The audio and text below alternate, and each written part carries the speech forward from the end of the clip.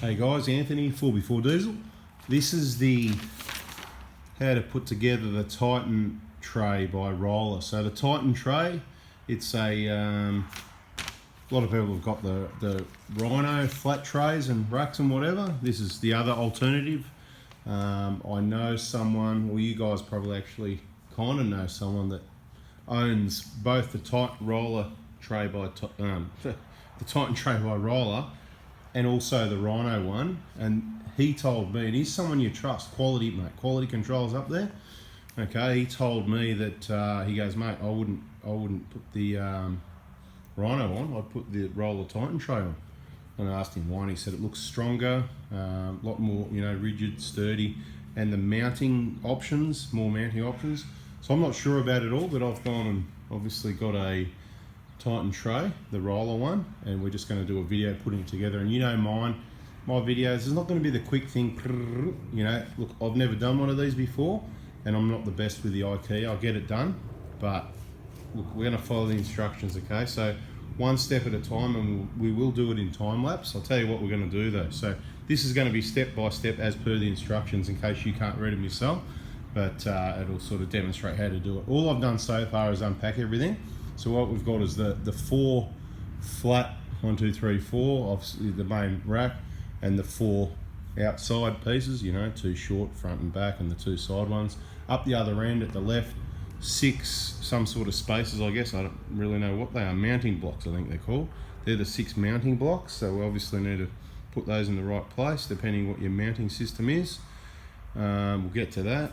And we've got the 4 corners up over the other side there, right? So that's all the pieces. What have I missed? Is that it? Yeah, I think that's it. So all you've got is 1, 2, 3, 4, 5, 6, 7, 8, plus those 10. So you got, and there's a bag of nuts and bolts and whatever, not too many. Now those clips, this is the deal, right? The instructions tell me these clips here are going to go onto the end of those. So let's go ahead and fit those up.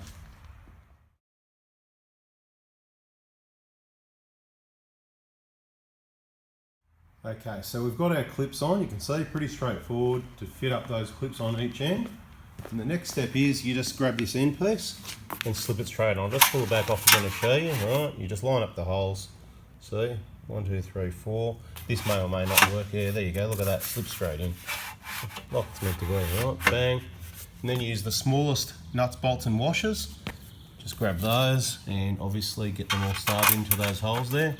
Like all threads, get it all started by hand first. All right, we're going to put all those in. We're going to put 8 and we're going to leave it loose for now because I don't know how much detail the instructions give, but usually it works out better to leave things finger tight and make sure you firm them all up at the end. So we're going to put one end in and then probably the corners, I reckon, and the sides next. All right, so putting the corners in. These are the corners. Put it upside down around it because the whole roof rack's upside down. Remember, I haven't done one of these before, so I don't know how it's going to go. Like any bit of plastic you're trying to put into a bit of channel, I guess. I know that was probably easier than the norm. Nice and easy. So we'll go and get one of the long side pieces. Obviously remembering to keep everything upside down because the top of the roof rack is against the cardboard. We're taking a bit of care not to scratch it. But this one is going to be used on the roof of a 4-wheel drive, going 4-wheel driving, etc. And throwing heavy, dirty, dusty gear on top when it's dirty and dusty. So I guess it's going to get scratched anyway. So we're taking a bit of care, but you can use a rubber mallet instead of your hand if you like. But that's what I'm going to do. I'll go grab a rubber mallet. And the next step, I think we've got to put our,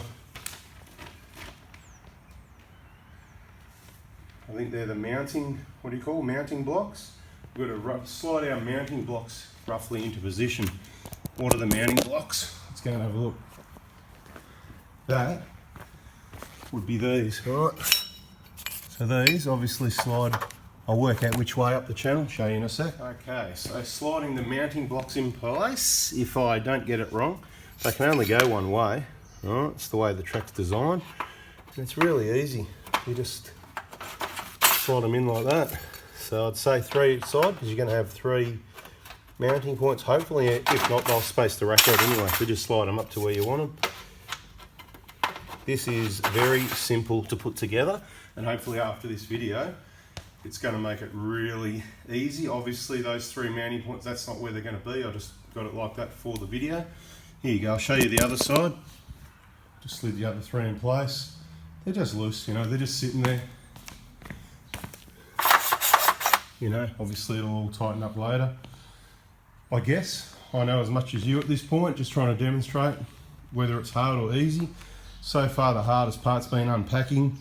Obviously I'll just go through the steps again quickly. Pop the clips on the end, lay the end channels on, put the 8 screws in, put the 2 corners on at this end, put the 2 sides on, slide the mounting brackets up in between, and I'm going to pop those last 2 corners and that last end rail from over there on right now. So when I read the instructions properly, what it tells me to do is, on this last end channel here, fit both the plastics into that first, and then that way, because obviously it's a square, right? You can't put those in there and then fit that in between. So both of those go, give those a gentle tap into there, and then the end will slot in.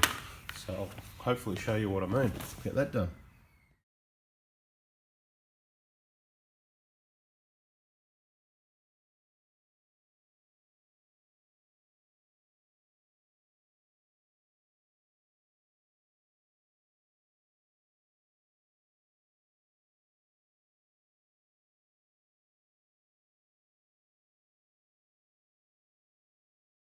Hey guys, alright, so you know, there it is, alright, very easy to put together, even for me. I'll just quickly roll through the steps again. Obviously unpack it, lay your 4 main slats out, the 4 down the middle here, put the clips on each end of them. There's 8 clips at each end. Sit one of your ends on, this is one of your ends here. Put the corners in. Put the 2 side pieces on, up each side, then slot these mounting units in, 3 at each side, or 2 depending what roof rack and mounting system you're using.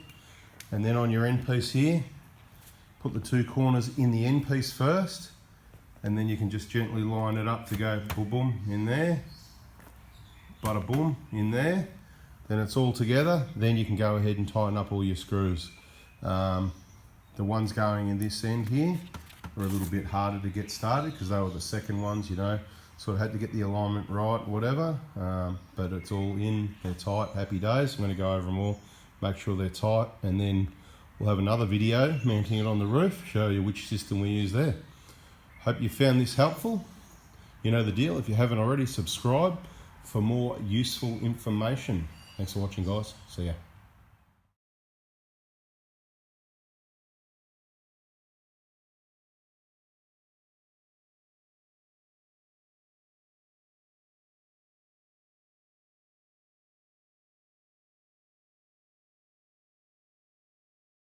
Just quickly, the last thing I wanted to say is some mounting systems are going to have a 2 crossbar system, which would mean you don't need 3, right? So you'd only put 2 in. But the other idea I had, and it might not be my idea, it might be what you're meant to do, and I haven't read far enough into it yet, but rather than put 3 up the sides, you could put 2 up the side and the other 2 in the middle here. So just squeeze it in between here. And that way, if you've got 2 bars, you could have 3 mounting points across each bar. I'm not saying you need it, but of course it's going to add more rigidity and use up that extra 2 brackets that you may think you don't need. Whack them in the middle, I think. I could be wrong. Maybe they don't slide in there. Maybe it only works at the sides, but so I'm not sure about that one. But if you watch to the end, you got that little bonus tip. It's just something I thought of afterwards.